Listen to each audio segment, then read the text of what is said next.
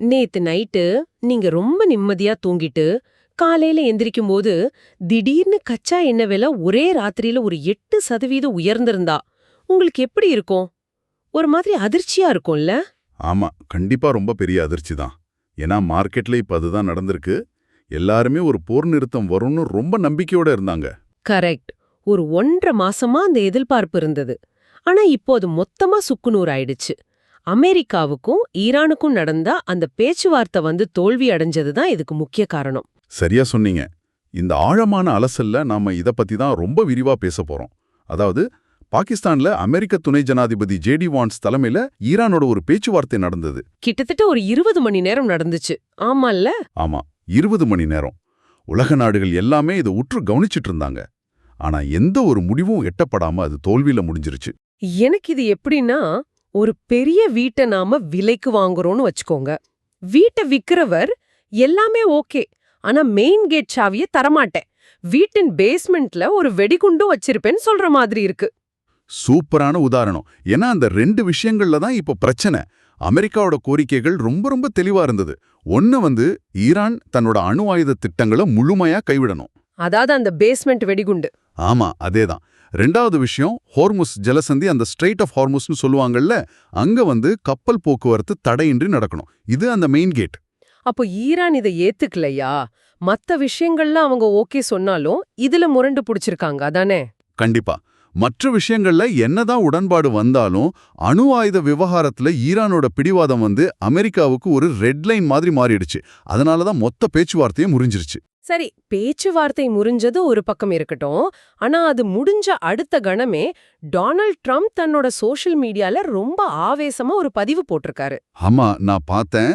கடல்ல கன்னி வெடிகளை வச்சு ஈரான் உலகத்தையே மிரட்டுறாங்கன்னு சொல்லியிருக்காரு.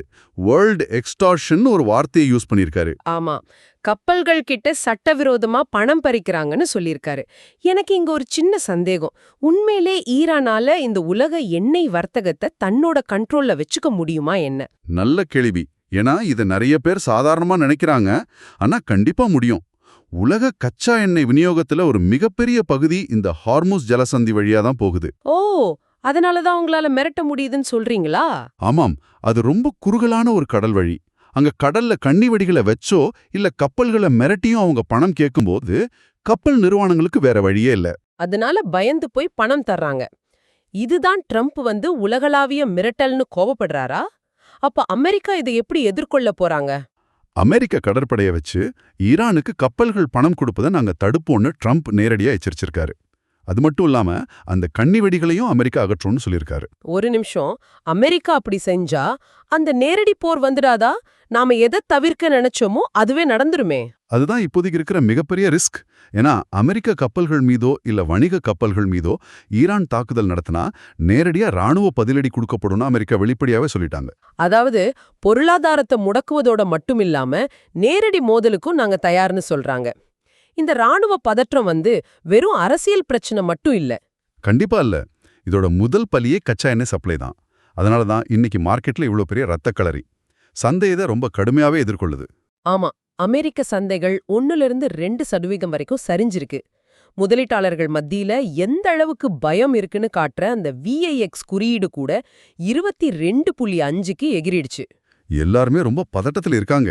ஏன்னா கச்சா எண்ணெய் விலை WTI மார்க்கெட்ல ஒரு பேரலுக்கு $105 வரைக்கும் போயிடுச்சு. பிரெண்ட் $102 தொற்றுக்கு. பிரெண்ட் $100 தாண்டறது இந்தியாவுக்கு ரொம்ப பெரிய ஆபத்து இல்லையா? நம்ம இறக்குமதியை தானே அதிகம் நம்பியிருக்கோம். ரொம்ப கரெக்ட். எண்ணெய் விலை ஏறும்போது கம்பெனிகளோட இறக்குமதி செலவு கிடுகிடுன்னு உயரும். இதனால பணவீக்கம் அதிகரிக்கும். அதனாலதான் இந்திய பங்குச்சந்தையில இன்னைக்கு பங்குகளை விற்க தொடங்கிட்டாங்க. அதனாலதான் நிஃப்டி இன்னைக்கு 150 பாயிண்ட்டுக்கு மேல கேப் டவுன்ல துறக்க வாய்ப்பு இருக்குன்னு சொல்றாங்க போல. இதுல முதலீட்டாளர்கள் கவனிக்க வேண்டிய டெக்னிக்கல் லெவல்ஸ் ஏதாவது இருக்கா? இப்போதைக்கு பாத்தீங்கன்னா நிஃப்டிக்கு 23,800 அப்படிங்கிறது மிக முக்கியமான ஒரு சப்போர்ட் லெவல். அதாவது மார்க்கெட் மேலும் கீழே போகாம தாங்கி பிடிக்கும் இடம். சரி, ஒருவேளை கொஞ்சம் மீண்டு வந்தா மேல போன ரெசிஸ்டன்ஸ் எங்க இருக்கும்? ஒருவேளை மார்க்கெட் ரிகவர் ஆனா கூட 24,500 அப்படிங்கிறது ஒரு ஸ்ட்ராங்கான ரெசிஸ்டன்ஸா இருக்கும்.